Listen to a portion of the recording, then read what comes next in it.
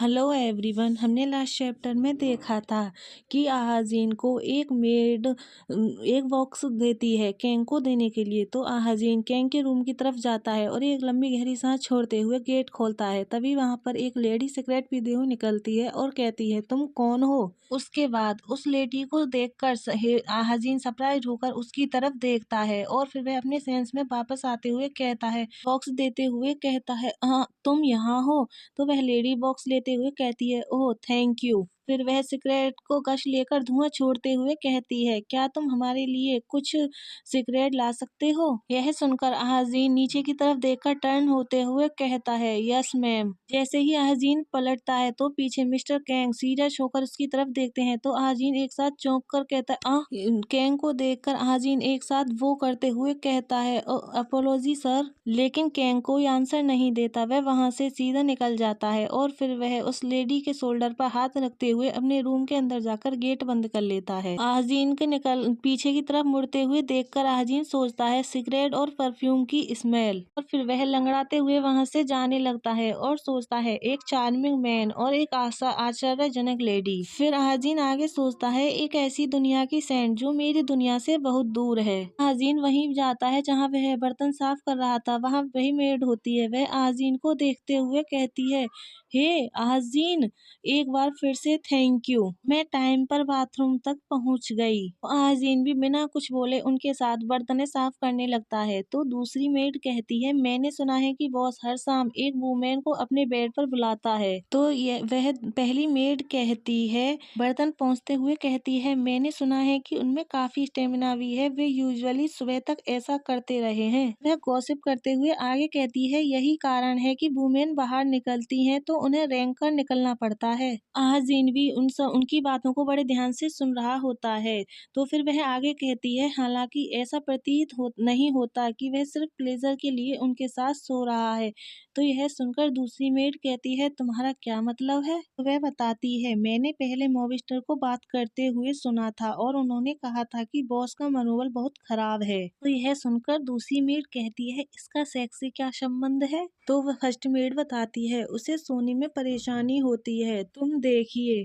फिर यह सुनकर हाजिन उनकी तरफ देखने लगता है। फिर वह आगे कहती है, लेकिन अगर वह उन्हें जूते मारता है तो वह 1 या 2 घंटे सो सकता है। तो यह सुनकर दूसरी मेड कहती है, मजाक मत करो, जिस आदमी के पास सब कुछ है उसे सोने में परेशानी क्यों होगी? तो यह सुनकर पहली कहती है, मुझे समझ नहीं आ रहा, किसी भी हालत में उसने हेजमैन उसके बारे में बहुत वर्रिड हैं। यह सुनकर दूसरी कहती है, बेचारे मिस्टर कैंग, वे तो यह भी कहते हैं कि नींद सबसे अच्छी दवा है। तो पहली कहती है, कम से कम वह हर रात एक वुमेन के साथ बेड पर सोते हैं, क्या तुम्हें नहीं लगता कि यह सबसे अच्छी दुविधा है? यह सुनकर दूसरी कहती है, ओह यह सही है। यह बोलकर वह दोनों हंसने लगती हैं। आहाजीन उन दोनों की बातों को सुनते हुए अपने बर्तनों को ट्रे में लगाता है और फिर वह वहां से ले जाते हुए सोचता है, मैं तो लेटते ही सो जाता हूँ, लेकिन मिस्टर कैंग को तो केवल 1 या 2 घंटे ही नींद मिल पाती है। आहाजीन फिर सैड होते हुए सोचता है, बॉस के रूप में भी उनके पास बहुत सारा काम है।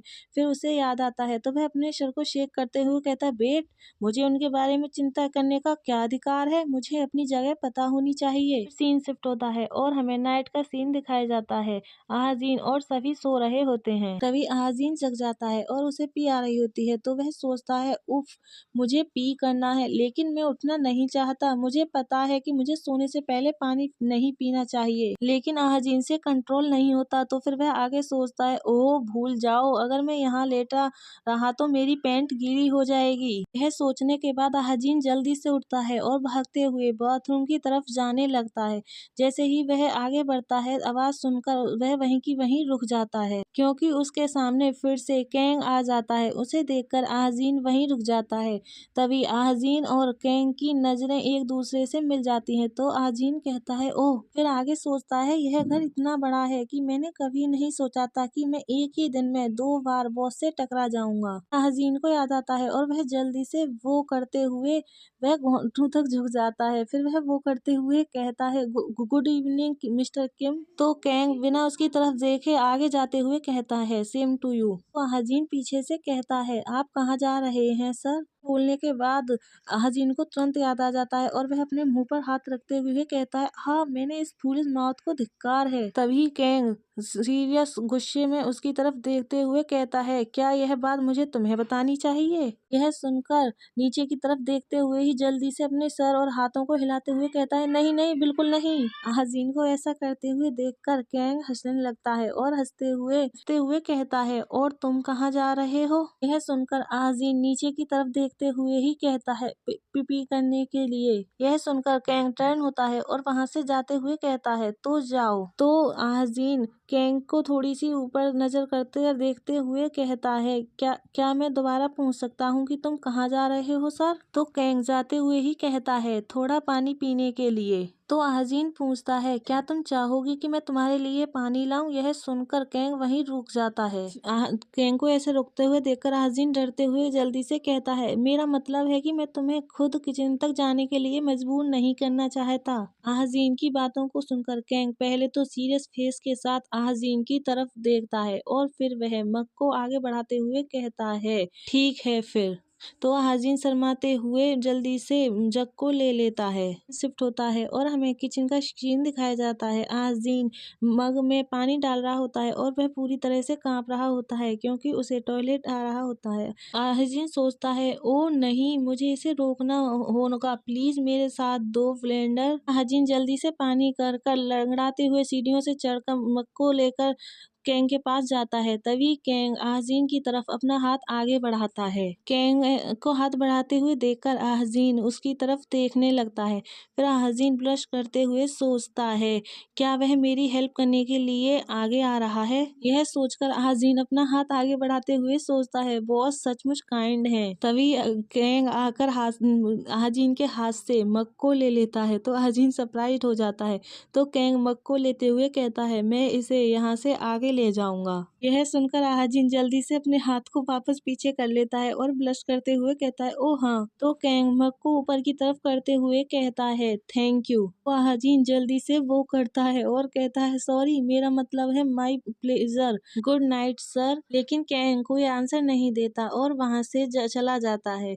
तो अहाजीन की हार्ट बीट बढ़ जाती है और वह सोचता है, यह पहली बार था जब किसी सुपीरियर ने मुझे थैंक यू बोला। तभी अहाजीन के पेट में बिजली सी धड़कने लगती है और उसे याद आता है कि उसे बाथरूम जाना है और वह लंगड़ाते हुए वहां से जल्दी से जाते हुए सोचता है, इससे पहले कि बहुत देर हो जाए मुझे बाथरूम जाना होगा। अहाजीन को इस तरह लंगड़ाते हुए जाते हुए कैंग ऊपर से देख रहा होता है और फिर वह अहाजीन को देखते हुए सोचता है, क्या वह किड हमेशा से यहीं रहता है?